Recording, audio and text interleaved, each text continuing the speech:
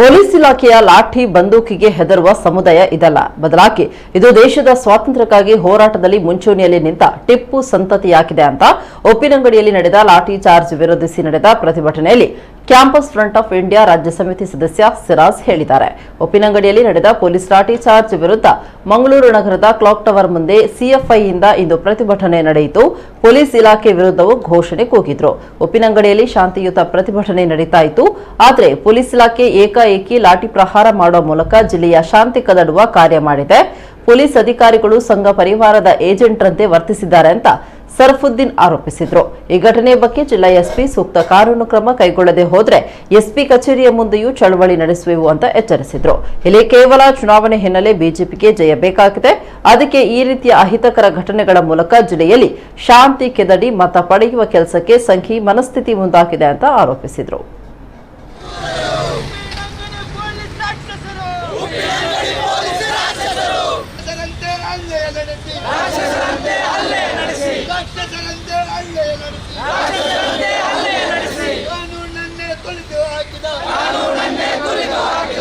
ಸಂಘ ಪರಿವಾರದ ಜಂಟೆಗಳು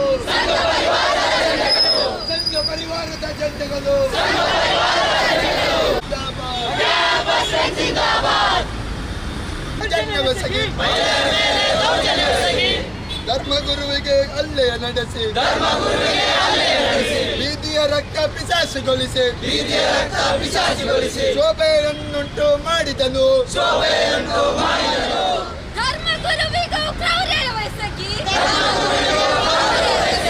ರಾಕ್ಷಸರಂತೆ ಹಲ್ಲೆಯ ನಡೆಸಿ ಕಾನೂನನ್ನು ತಿಳಿದು ಹಾಕಿ ಇದು ಇಲ್ಲಿನ ನ್ಯಾಯ ವ್ಯವಸ್ಥೆ, ಇವರ ಜಿಲ್ಲೆಯ ರಕ್ಷಕರು. ನಾವು ಮರೆತಿಲ್ಲ, ಮಂಗಳೂರಿನ ಗೋಲಿಬಾರನ್ನು ನಾವು ಮರೆತಿಲ್ಲ. ಇದೇ ಡಿಸೆಂಬರ್ 19ಕ್ಕೆ 2 ವರ್ಷಗಳು ಪೂರೈಕೆ ಆಗುತ್ತದೆ. ಇನ್ನೇನು 2 ವರ್ಷಗಳು ಪೂರ್ತಿ ಆಗಲಿಲ್ಲ. ಆಗಲೇ ಇಲ್ಲಿನ ಸಂಘಿ ಪೊಲೀಸರು ನಿರ್ದಿಷ್ಟವಾದಂತಹ ಒಂದು ಸಮುದಾಯವನ್ನು ಗುರಿಪಡಿಸಿಕೊಂಡು ಗೋಲಿಬಾರ್ ಮಾಡುವಂಥದ್ದು, ಅದೇ ರೀತಿ ಅವರ ಮೇಲೆ ಹೆಚ್ಚಿನ ದಾಳಿಯನ್ನು ಮಾಡುವಂಥದ್ದು ನಮಗೆ ಕಾಣಲಿಕ್ಕೆ ಸಾಧ್ಯವಿದೆ.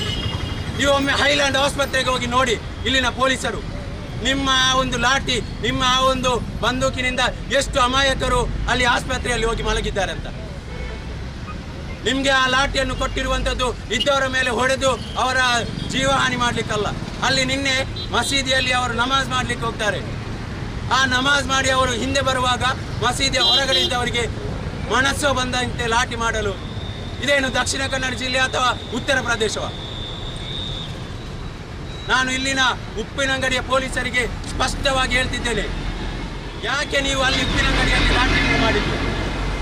ನೀವು ಅಲ್ಲಿ ಭಾರತದಲ್ಲಿ ಇಂಥ ಒಂದು ಪ್ರತಿಭಟನೆ ಫಸ್ಟ್ ಟೈಮ್ ನಡೆದಿರೋದಾ?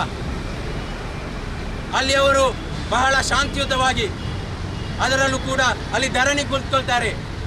ಪೊಲೀಸ್ ಠಾಣೆಯ ಮುಂದೆ ಧರಣಿ ಕೂತ್ಕೊಳ್ತಾರೆ. ಈ ಹೋರಾಟಗಾರರನ್ನು ಇವರು ಅವರ ಆ ಒಂದು ಬಂದೂಕಿನಿಂದ ಎದುರಿಸಬಹುದೆಂದು ಭಾವಿಸಿದರೆ ಖಂಡಿತವಾಗಿಯೂ ದಕ್ಷಿಣ ಕನ್ನಡ ಜಿಲ್ಲೆಯ ಪೊಲೀಸರಿಗೆ ಪುನಃ ನಾನು ನೆನಪಿಸುತ್ತಿದ್ದೇನೆ.